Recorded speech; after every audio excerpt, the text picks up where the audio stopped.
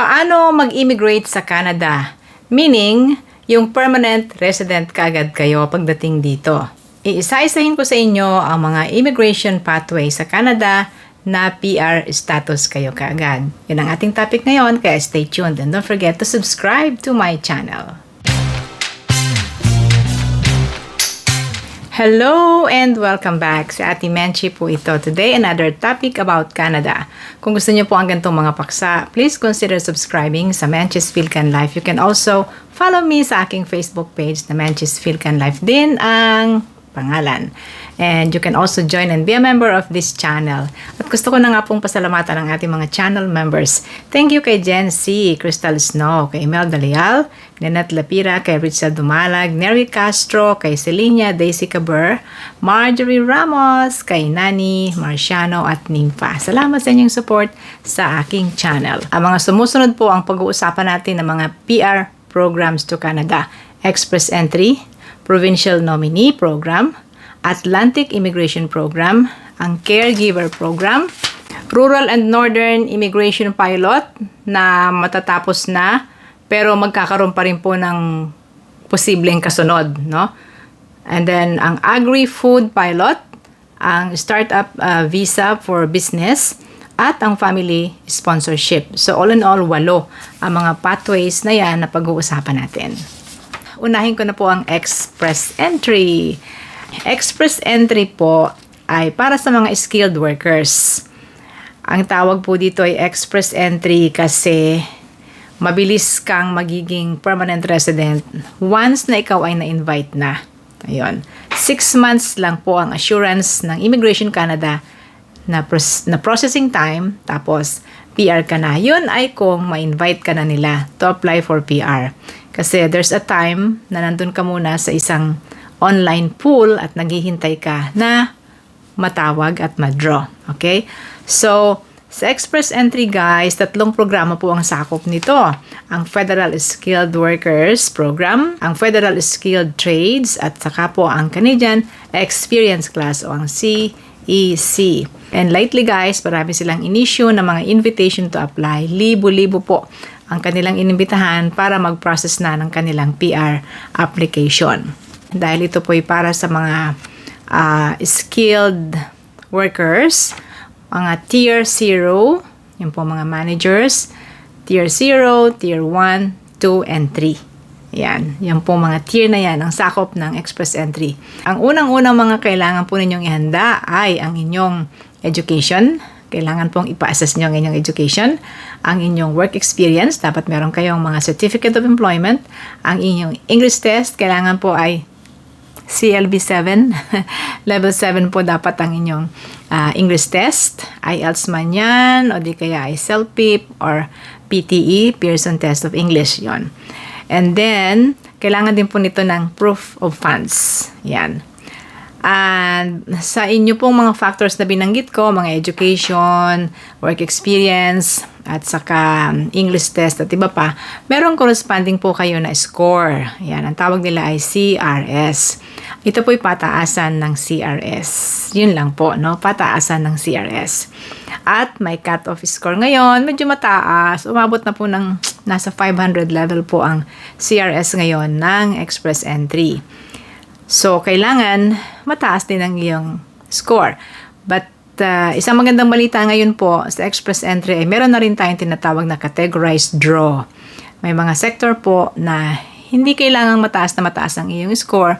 Pag kasama ka sa mga sektor na yon, pwede ka nilang ma-pick up at pag-applyin ka na sa PR program. So, ang sistema po dito, mag-open kayo ng inyong profile and then you will be in the Express Entry pool for 12 months.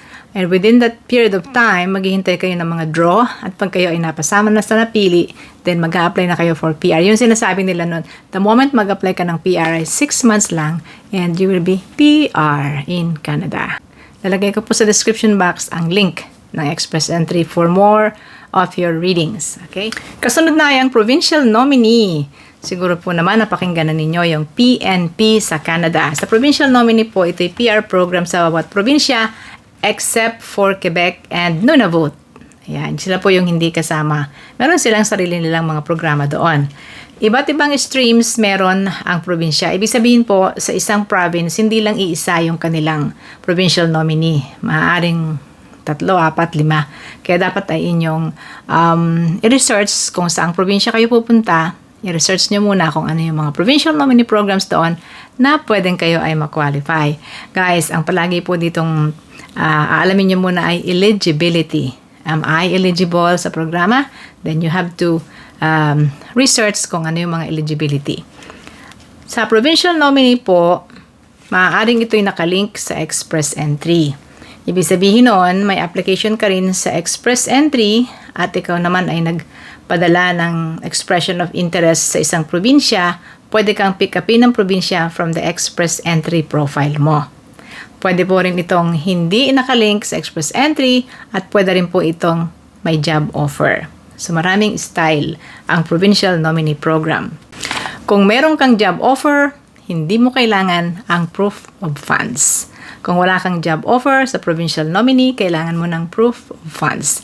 Pero kasama mo ang pamilya na mag-i-immigrate sa Canada under the provincial nominee program. Kapag kayo ay napili na ng isang probinsya at bibigyan nila kayo ng nomination, ang kasunod na po ay mag-a-apply ka na rin para sa PR program. Ilalagay ko po ang link sa description box for more information. Number 3 ay ang Atlantic Immigration Program o ang AIP. Sa programang ito guys ay dito kayo pupunta sa mga probinsya na nasa Atlantic Ocean, ang New Brunswick, ang Nova Scotia, ang PEI, at ang Newfoundland and Labrador. Meron po mga designated companies.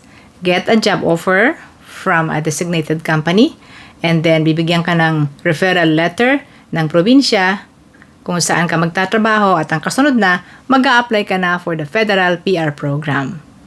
Hihintayin mo ma-approve ang iyong application and then go ka na sa Canada kasama ang iyong pamilya. At may trabaho ka pa, di ba? Dahil meron kang job offer from a designated company. Actually, nagkaroon na rin po ako ng isang video about this, pero medyo matagal na yon. Nasa description box guys, ilalagay ko po ang link. And number 4, ang usap-usapan ngayon po ang caregiver pathway. Ang caregiver pathway, meron pong natapos na nung June.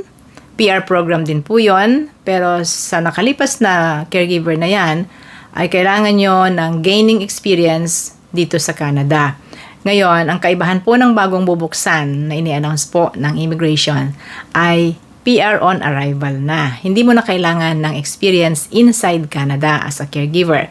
Pero tayong lahat ay naghihintay, nag-aabang tayo ng launching which might be happening this coming fall. Ayun po. So, sa caregiver pilot na ito, sabi nila pilot din daw ito for 5 years maybe, we have to know.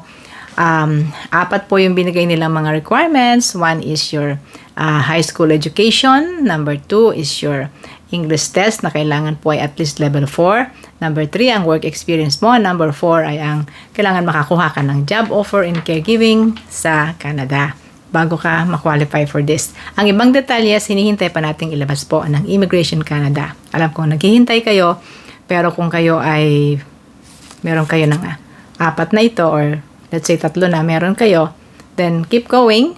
Ituloy nyo ang paghahanda ng inyong mga requirements. So, sa caregiver PR program na ito, syempre kasama ang pamilya ninyo sa pag-immigrate dito sa Canada. Number 5 guys ay ang Rural and Northern Immigration Pilot. Actually, ito po ay patapos na ngayong buwan na ito ng Agosto. Pero ang sabi sa announcement sa kanilang website, wait for further notice kung ano ang kasunod na mangyayari sa Rural and Northern Immigration Pilot. Ito po ay sa mga probinsya ng Ontario, ng Manitoba, ang Alberta, Saskatchewan, and British Columbia. Yan po. Meron din dito mga participating communities. Pero yun nga, sa announcement nila ay hanggang August na lang po this year, 2024. And then wait for further announcement. Hopefully, there'll be a better RNIP kung sakali man na baka kanilang buksan pa ito. Number 6 is the Agri-Food Pilot. Ito'y open pa hanggang May 14 of next year, 2025. Dito po sa Agri-Food Pilot, ito'y para sa mga non-seasonal agriculture workers na talagang specifically para sa mga agriculture sector na sila ay makapag-immigrate din dito sa Canada kasama ang buong pamilya. Ayan. So, I'm not sure kung ano mangyayari after this, but hopefully, after May 14 ay meron uling magandang bagong programa or maybe ituloy nila kung ano man ang plano para sa agriculture sector. Number 7 is the startup visa para sa business naman ito guys. Kung ikaw ay merong malaking halagang dadalahin sa Canada to start up a business, isang magandang immigration program ito para sa iyo at sa iyong pamilya. And the number 8 ay ang family sponsorship. Ang family sponsorship ay para sa mga nandito na sa Canada na mga citizen na or mga permanent resident na pwede nyong sponsoran at paparituhin ang inyong mga pamilya tulad ng inyong spouse, asawa, anak, magulang at saka ang inyong grandparents. Meron din pong ilang special na kamag-anak na pwedeng papuntahin on some special rules din guys. Although sa family sponsorship, meron din pong timeline kung paano gagawin ito. Ilalagay ko rin ang link sa ating description box. So guys, itong mga programang ito ay pwede ninyong tingnan kung kayo ay nahihirapan na maghanap ng job. The best way sana po ay come here as a worker and then from worker shifting to PR. Pero dahil po sa medyo humihirap na paghahanap ng trabaho at pagkuha ng LMIA and work permit, ay pwede rin ninyong tingnan ang ilang mga programang itong direkta na sa permanent residency.